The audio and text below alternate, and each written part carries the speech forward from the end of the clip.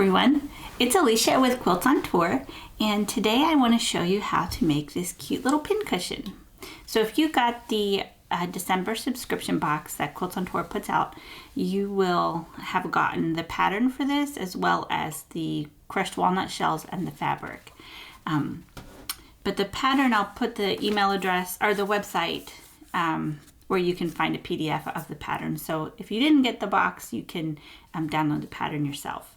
So to make this project, what you'll need is some fabric, a funnel and a spoon, and some walnut shells to fill your pincushion, a little thing to poke out your corners, a rotary cutter, thread and needle to sew shut, at least an 8.5 inch ruler, 6.5 inch will work too if you have that, and an iron, and your sewing machine, of course, just the normal stuff. So all of these little squares are 1.5 inches, and you need 1 for the middle, 4 for the next row, 8 for the next row, and 12 for the next row, or the outside. And I like to make them all different colors. You can make them all the same, but to get that patchwork effect, having them different colors helps. And then for the backing, you need 1 piece that's cut down to 4 3/4. And all those measurements are in this little pattern here. So I've laid it out according to her directions here. And they're pretty simple to follow. So I've laid mine out to match. And what I'm going to do right now is sew the rows this way. And let me move this stuff out of the way that we're going to use for a few minutes. So I can bring my iron down. All right, so I'm just going to take the first 2 little squares and sew them together. This really comes together fast. I think I made the sample one in less than half an hour. It comes together really quickly. And I'm using a Bernina 770. And I moved my stitch length down to 2.5 just because I want to make sure that the stitches are close together and they hold pretty tight in the pincushion because it'll be getting a lot of use.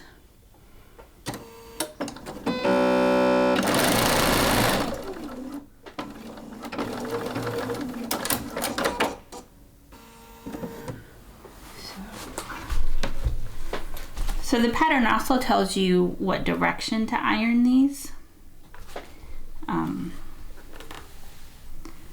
But you just want to make sure when you sew them together that 1 row is going one direction and 1 row your seams are going the other direction, and all the way through. That way you can nest them together when you sew the rows together. Just want to make sure this one goes the same direction.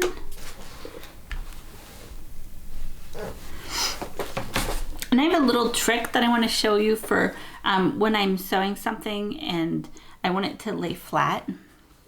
I love Best Press, and I get this from, you can get it pretty much at any quilt store, but I get the big jug of it from Joann's, especially when I have a 60% off coupon because it makes it pretty cheap. And I just fill this bottle about halfway with the Best Press and then halfway with water, which makes it last a lot longer too. But I love Best Press because it really does set your fabric and it keeps it flat and doesn't let it, I don't know, move around so much. So after I sew it together, I kind of just give it a spray and then I iron it. And I pretty much do this with any block that I do. And then while it's still steaming, I put a ruler on it and put my iron on it for the weight. And you'll see in a couple seconds when it cools off how much flatter that little block looks, or that little row looks. So let's go to the next row. And this one I'm going to, because there's more than 3, I'll chain stitch these. And you'll see that here in a second.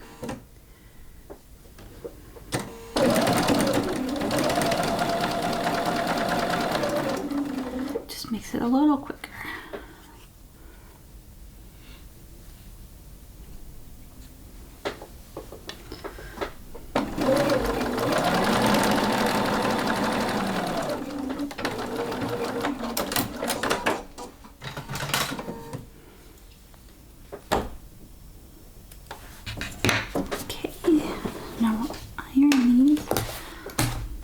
So it's not, I let it stay a little bit longer usually, but I need to iron. So as you can see, it's really flat now. And there's no, like, I don't really know how to say it, but it just feels a lot flatter. And it'll be easier to work with when I go to sew together the rows. So I want to make sure, let's see, those are going down. So I want the seams on this one to go up.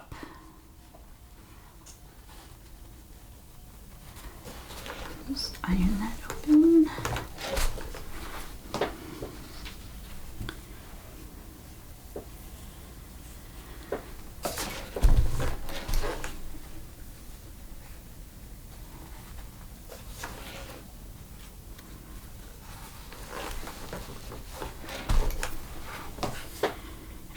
So I'm just going to do that and keep sewing my rows together, and we'll come back when I've got all of my strips sewn together.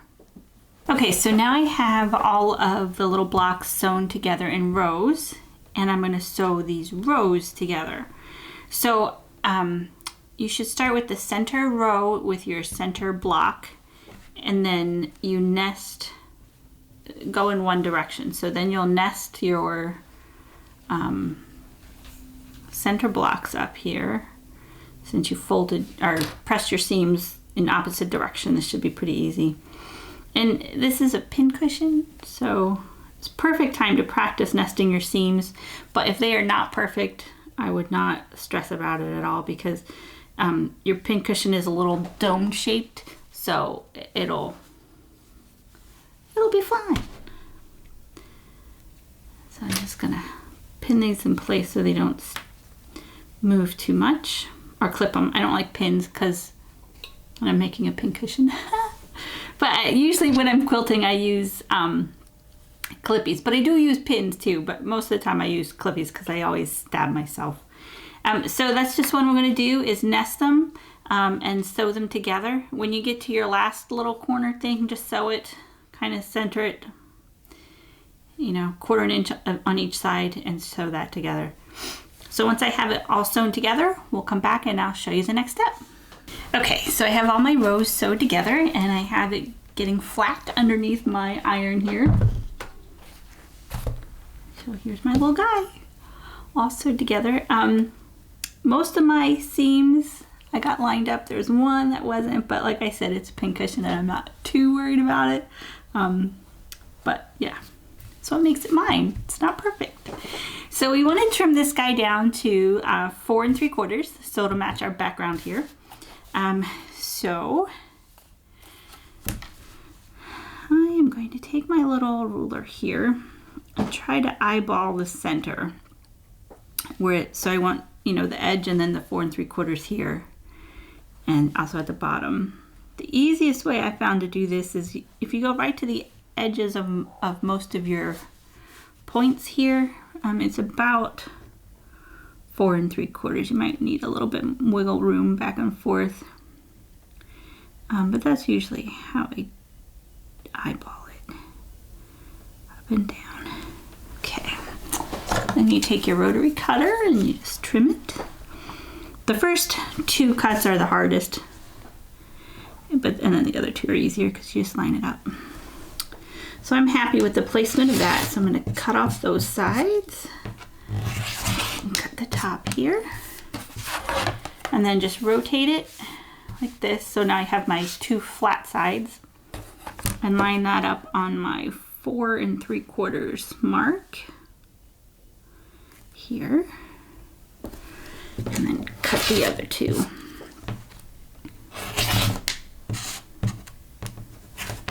All right. So it's a little off, but that's all right. It's my pincushion.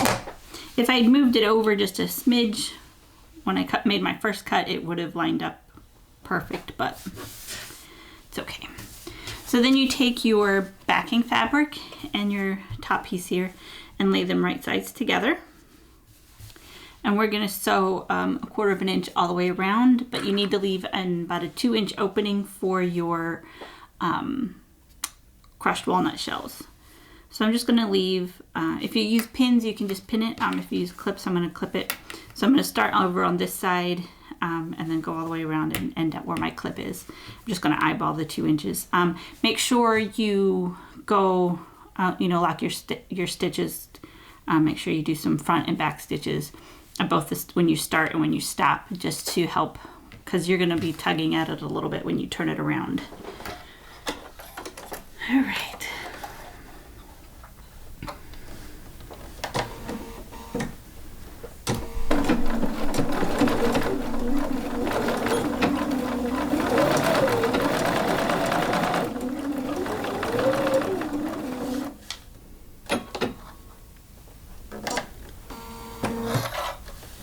One of the features of my sewing machine that I really like is the needle down position. I know most sewing machines can do that, but I really like it on this machine. So every time I stop sewing, my needle stops in the down position. I also have a thread cutter, so if I hit a thread cutter, it'll lift it up and so I can remove it. But the needle down position is just really helpful, especially when you're doing this kind of stuff with pivoting.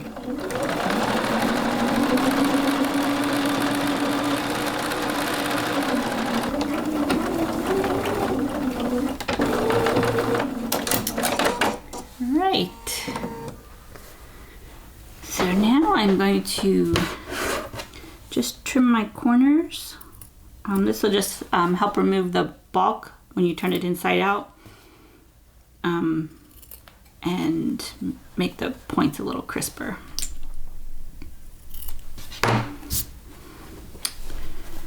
Cut my threads. Okay. And now turn it inside out.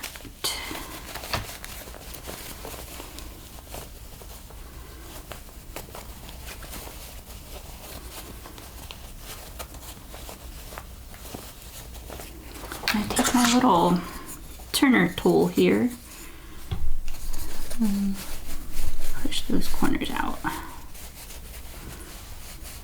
Make them nice and pointy. I also a lot of times will run it along the seam just to makes it just look a little sharper and crisper.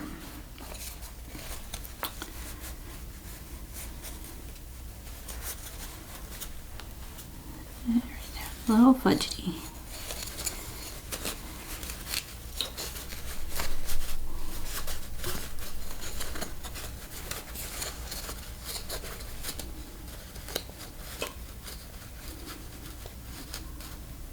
All right.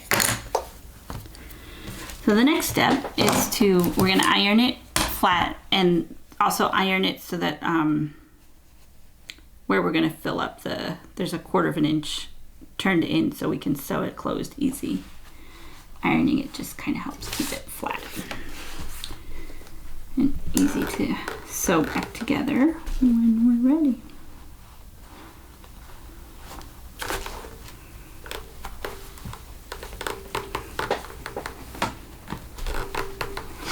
All right, now here comes the fun part, putting in our shells. You can get these a lot of places. You can get them on my website, which I'll link below, but you can also find them on most quilting websites, Amazon, that kind of stuff. But you can get your very own Quilts on Tour crushed walnut shells on my website. So for the beginning, it's easier to use a funnel, just because the opening's a little tight. But if you don't have a funnel, you can just use the spoon to do the whole thing. It's just faster if you have a funnel. And then you just spoon it in.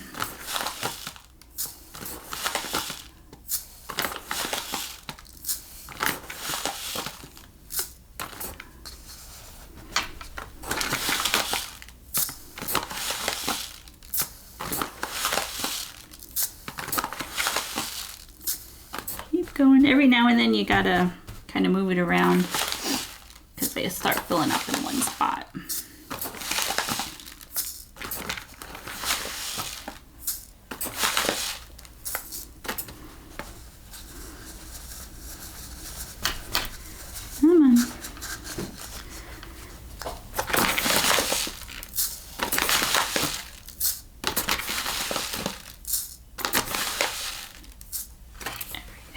But it does get to the point where your funnel, whatever that part of your funnel is too long, so it won't fill up anymore.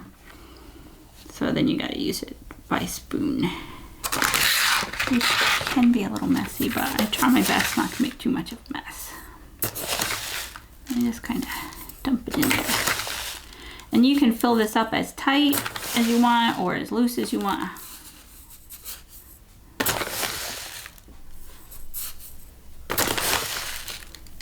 All right, I think that's good for me. And then you just fold these over, and then you would just do a ladder stitch and stitch it closed. And there's your cute little pincushion. I'm not going to bore you with stitching it closed because most people know how to do that. But yep, there it goes. I have a blue one and a purple one. And I might make, this fabric line has some red, so I might make a red one too to match it. But I think they're really super cute. These make great stocking stuffers. If you don't know what to make your quilty friend, quick, easy stocking stuffer. Let me know what you think. If you make one, let me know how easy it was. And if you like this tutorial, make sure you subscribe to our channel and share it with a friend.